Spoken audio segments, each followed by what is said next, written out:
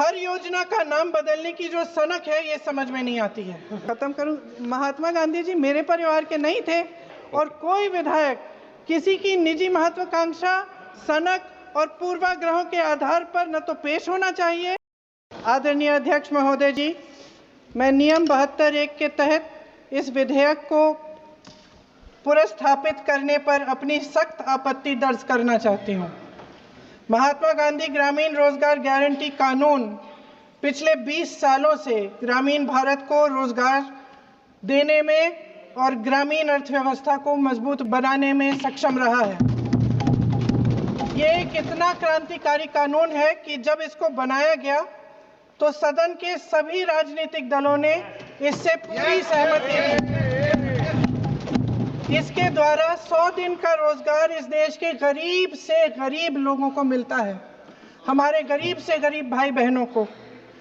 हम सब जनप्रतिनिधि हैं महोदय, जब हम अपने अपने क्षेत्रों में जाते हैं, आप भी जानते हैं, दूर दूर से हमें दिख जाता है कि मनरेगा का कौन मजदूर है। सबसे गरीब होता है, चेहरे पे झुर्रियां होती हैं, हाथ मिलाए तो सर हाथ पत्थरों की तरह कठोर होते हैं क्योंकि इतनी मजदूरी करते हैं। तो सर मेरा जो इस बिल पर ऑब्जेक्शन है, सर ये जो कानून है इसके तहत हमारे गरीब भाई बहनों को जो रोजगार की कानूनी गारंटी मिलती है, जो अधिकार मिलता है, वह इस योजना में मांग के आधार पर संचालित होता है। मतलब जहां जहां रोजगार की मांग है वहां इस योजना द्वारा 100 दिनों का रोजगार देना अनिवार्य है। इसके साथ साथ केंद्र से इसके लिए जो पूंजी जाती है वो भी मांग पर आधारित होती है। यानी कि इस योजना के लिए जितने पैसे जहां भेजने हैं, कितने भेजने हैं, वह जमीनी परिस्थितियों पर आधारित होता है और मांग के आधार पर निर्धारित होता है।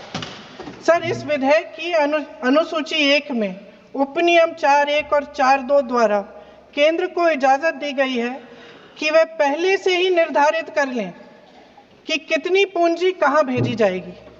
इससे संविधान के 73वें संविधान संशोधन को नजरअंदाज किया जा रहा है। महोदय, इसके जरिए ग्राम सभाओं को इस योजना की मांग की जमीनी परिस्थितियों के आधार पर तय करने का पूरा अधिकार दिया जाता था। आज वो अधिकार कमजोर किया जा रहा है। सर जो हमारे संविधान की जो मूल भावना है कि हर एक व्यक्ति के हाथों में शक्ति होनी चाहिए, वही मूल भावना पंचायती राज में है और उस मूल भावना के विरोध है ये जो अधिनियम जो ये विधेयक आ रहा है। सर इस विधेयक के जो प्रबंधन है जिससे रोजगार का जो अधिकार है, कानूनी अधिकार है, वो कमजोर हो रहा है, वो हमारे संविधान के विपरीत है। सर ये हमारे इसी सदन ने ये कानून बनाया और इसी सदन ने ये अधिकार जनता को दिया है। सर महात्मा गांधी मनरेगा में 90% अनुदान केंद्र से आता था। इस विधेयक द्वारा ज्यादातर प्रदेशों में अब 60% आएगा, इसको घटाया गया है। ओके सर इससे प्रदेशों की अर्थव्यवस्था पर बहुत भार होगी और खास तौर से ये वे प्रदेश जिनकी अर्थव्यवस्था पहले से ही केंद्र की ओर से जीएसटी के बकाये के इंतजार में है। इस विधेयक द्वारा केंद्र का नियंत्रण बढ़ाया जा रहा है और जिम्मेदारी घटाई जा रही है।